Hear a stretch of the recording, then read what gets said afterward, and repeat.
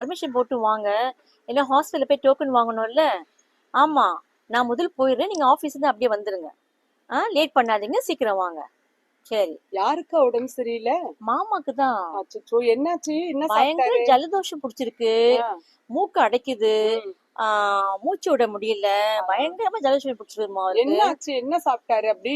அதை ஏன் கேக்குற? ம். ஃப்ரிட்ஜ் திறந்தோன்னு சாப்பிடுறது, கூல்ட்ரிங்க்ஸ் வச்சு குடிக்கிறது, ஆ, மழை நனைஞ்சா தலையை துடைக்கிறது கிடையாது, அச்சச்சோ. ஆ, தலை குளிச்சாலும் சீக்கிரமா ஆற வைக்கிறது கிடையாது, அப்படியே விட்டுறது. ஆ. அப்ப ஏன் ஜலதோஷம் பிடிக்காது? அதானே ம், அக்கா, ம், இவங்க அப்படிதான் இருக்கிறாங்க. நம்ம தான் கொஞ்சம் தொடச்சு விடணும், வேற வழி இல்ல.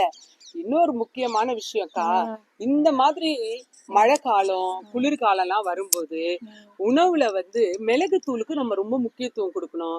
அந்த நாள்ல எல்லாம் நம்ம பாட்டி நம்ம அம்மா எல்லாம் டெய்லியும் ரசம் வைப்பாங்க. இப்ப ஆமா, ரசம் வைக்கணும்னால 8 மைல் தூரம் ஓடுறாங்க எல்லாரும். ஆமா. தயவு செஞ்சு ரசம் வாரத்துல ஒரு 3 நாளாச்சும் வைங்க. ஜீரண ஓகே. சக்திக்கும் நல்லது, ம், சளிக்கும் ரொம்ப நல்லதுக்கா. ம், அதே போல ம், கொஞ்சம் ம். சுக்கு, ஓகே. திப்பிலி ம். கொஞ்சம் நுணுக்கிக்கோங்க. திப்பிலிய சரி. சுக்கும் தூளா எடுத்துக்கோங்க. ஓகே. மிளகு தூள் ம், எல்லாத்தையும் கொஞ்சம் தேவையான அளவு போட்டு ம். 1.5 கிளாஸ் தண்ணி வச்சு ஓகே.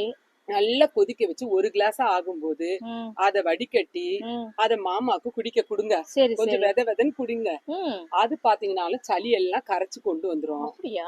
ஆமாங்கக்கா. ம், அதே போல பாத்தீங்கன்னா ராத்திரியில தூங்கும்போது ம், பால்ல கொஞ்சம் மிளகு தூள், மஞ்சத்தூள், ம். பால் கொஞ்சம் வித விதன்னு இருக்கக்குள்ள கலங்க. ஓகே. ரொம்ப சூடா இருக்கக்குள்ள கலந்துட்டீங்கன்னா பால் திரிஞ்சு ஓ, போயிடும். சரி, சரி, சரியா? சரி. இப்படி நீங்க உணவுல ம், கட்டுப்பாடோட இந்த ம், மிளகுக்கு முக்கியத்துவம் கொடுத்து இது பண்ணும்போது ஆ, கண்டிப்பா ஜலதோஷம் எல்லாம் எட்ட போயிடும். ம், ம், அக்கா, ம். நீங்க மாமாவோட சுகத்தை விரும்புற மாதிரி தேவனும் ஒருத்தரோட சுகத்தை விரும்புறாரு. அப்படியா? யாருடைய சுகம்?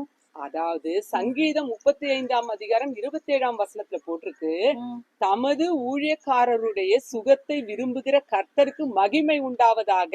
ம், அதாவது ம், தேவனுக்கு ஊழியம் செய்றவங்க, ம். தேவனுடைய நாமத்தை 4 பேர்கிட்ட சொல்றவங்களுடைய ஓகே. சுகத்தை தேவன் ரொம்ப விரும்புறாருக்கா. ம், அதுக்குதான் நம்ம என்ன செய்யணும்னா, ம், அனுதினமும் நம்ம வாழ்க்கையில தேவன் செய்த நன்மைகளை ம், 4 பேருக்காச்சும் எடுத்து சொல்லணும்க்கா. ம், வீட்டுக்கு வர கீரைக்காரம்மா, ம், நம்ம போய் வாங்குற மீன் விக்கிற அம்மா, ம், யாரையும் விடக்கூடாது. அட, போன்ல எவ்வளவு நேரம் கதை பேசுறோம், ம், அந்த ஃப்ரெண்ட்ஸுக்கு கூட சொல்லணும்க்கா ம். கர்த்தர் அந்த நாள்ல நமக்கு செஞ்ச நன்மைகளை. கண்டிப்பா. அப்போ நம்மளும் சுகமா இருக்கலாமே. ஆமா. என்னக்கா, நம்ம கரெக்ட். தேவனுக்கு ஊழியம் செய்யும் போது ம், நம்மளும் சுகமா வாழ முடியுமே. ஆமா. என்ன ஜனங்களே, அப்ப நீங்களும் கர்த்தருடைய மகத்துவங்களை மத்தவங்களுக்கு எடுத்து சொல்லுவீங்களா?